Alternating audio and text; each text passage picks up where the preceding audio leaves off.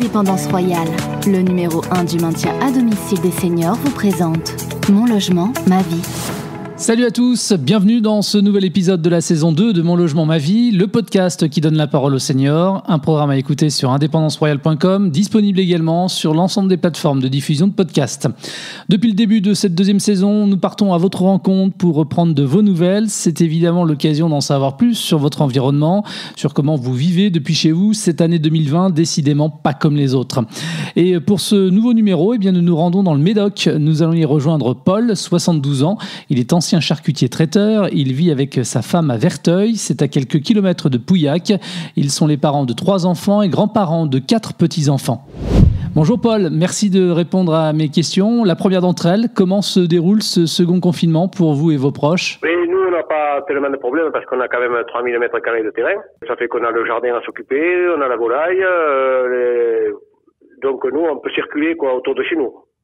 Donc le confinement, nous, ça nous bloque pas tellement. Hein. C'est le plus ça bloque, c'est de pas voir les enfants et petits-enfants. Mais sortis de là, nous, non, franchement, ça nous rend pas morose ni rien pour le moment. Hein. Donc nous, on est bloqués, donc quelque part, on est privilégié par rapport à la ville. Hein. Ça c'est sûr. On prend pas les transports en commun, on n'est pas obligé d'aller travailler puisqu'on est à la retraite, donc.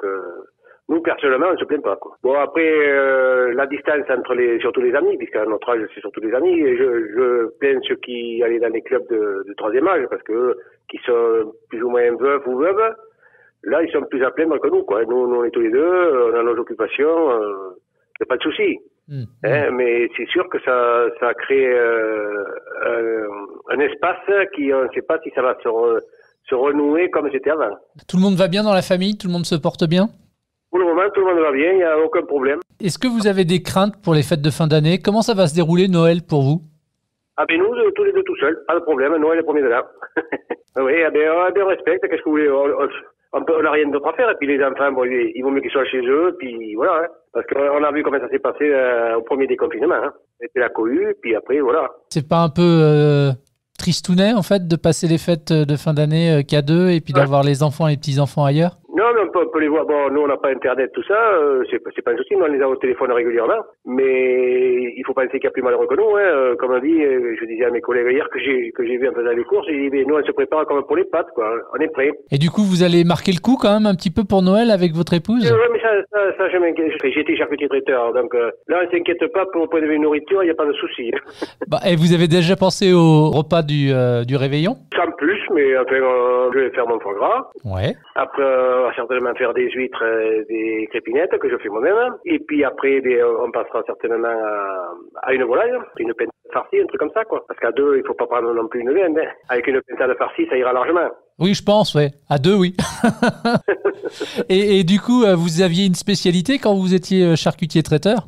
Ici, dans le Médoc, c'est le grenier médocain, oui. C'est quoi, du coup, comme spécialité, ça ? Le grenier médocain, c'est l'estomac du porc qui est dégraissé, qui est roulé dans du poivre, du sel et de l'ail, et qu'on fait cuire dans un bouillon très peu, un bouillon qui frissonne, quoi, on va dire, pendant 3h30, 4h. Et après, on le met en bouillon pendant 2 ou 3 jours, que ça soit bien ferme, et après, on le rince à l'eau froide, et après, on le coupe en tranches, et on le mange avec des cornichons, ou comme ça. Donc, à la maison, c'est vous qui vous occupez de faire la cuisine ? Voilà, depuis que je suis en retraite, oui. Comme ça, je suis sûr de manger.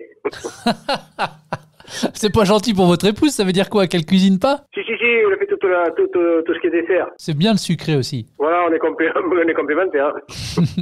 Bon, vous me disiez rapidement tout à l'heure que vous échangiez par téléphone avec vos proches, du coup, c'est comme ça que ça fonctionne ? Mais oui, puisqu'on n'a pas Internet. Non, oui, on est par téléphone régulièrement, que ce soit avec la famille ou que ce soit avec les amis, c'est par téléphone, quoi. Puisqu'on ne peut pas prendre la voiture plus ou moins, enfin voilà, on va pas aller mettre 135 € pour faire vivre les autres. Et du coup, ça vous a pas, par exemple, motivé à vous mettre sur Internet cette période ? Non.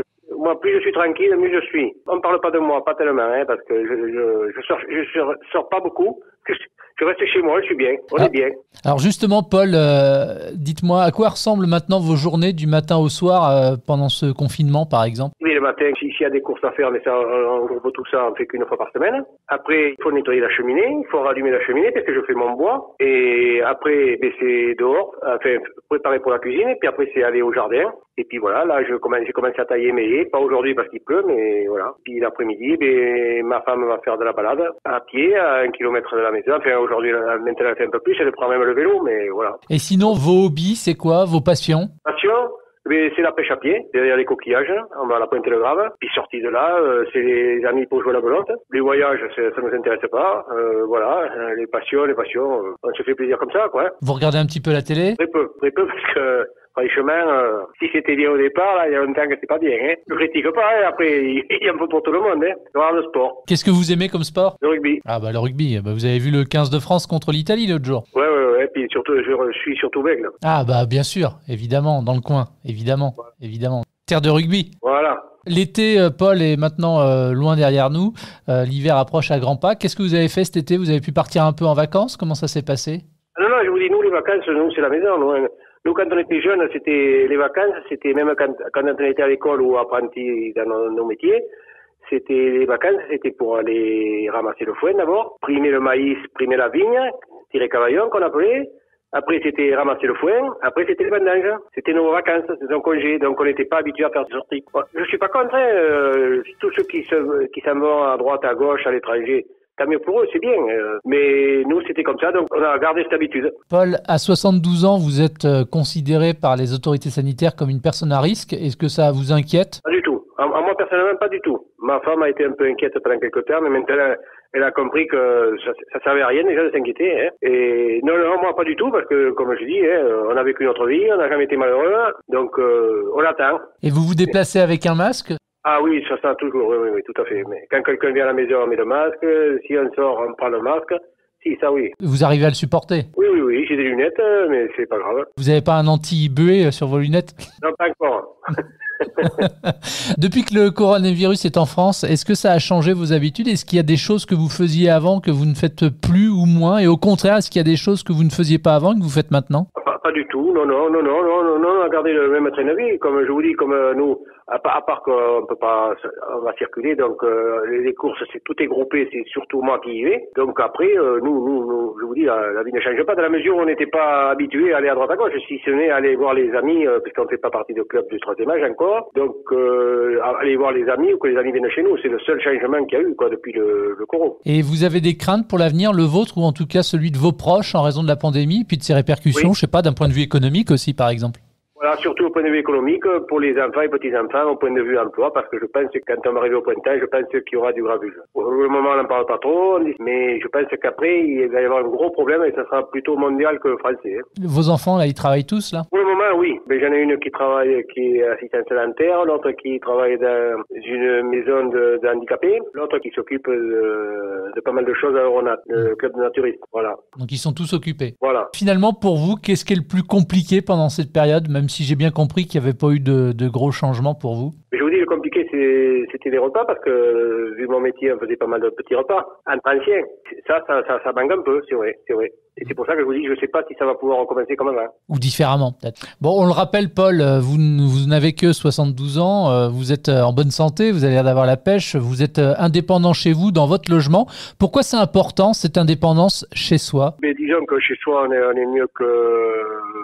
J'ai rien, je suis pas un sauvage, j'ai rien contre la communauté. Mais chez soi, on est bien. On est bien.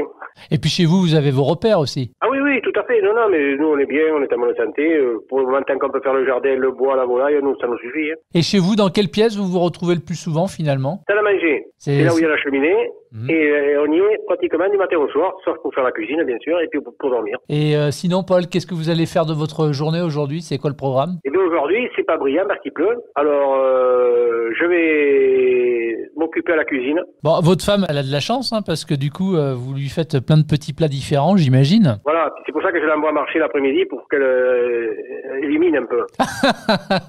Parce que c'est calorique? Là, mais je veux pas, puis je veux pas qu'elle m'accuse après, vous comprenez? On m'a tous au tribunal maintenant, alors faut faire attention. D'accord. Et du coup, vous faites attention aussi à vous, parce que le charcutier... Depuis la retraite, j'ai pas pris de poids, c'est bon. Pas trop de cholestérol avec la charcuterie? Non, nickel, j'ai été voir le docteur, on est allé chez le docteur il y a 3 semaines, et nickel, il a dit c'est très bien, c'est bon. Ce sera ma dernière question, Paul. Qu'est-ce qu'on peut vous souhaiter pour la suite, pour vous, votre épouse, vos proches? C'est bien que ça dure quelques temps de plus. Merci à Paul, bonne journée à vous tous. Votre prochain rendez-vous avec Mon Logement Ma Vie, le podcast qui donne la parole aux seniors, ce sera la semaine prochaine. En attendant, si vous souhaitez réagir à cet épisode ou même témoigner comme vient de le faire Paul, eh bien vous pouvez le faire. Rendez-vous sur le site internet et les réseaux sociaux d'Indépendance Royale. Merci de votre fidélité à ce programme et à très vite.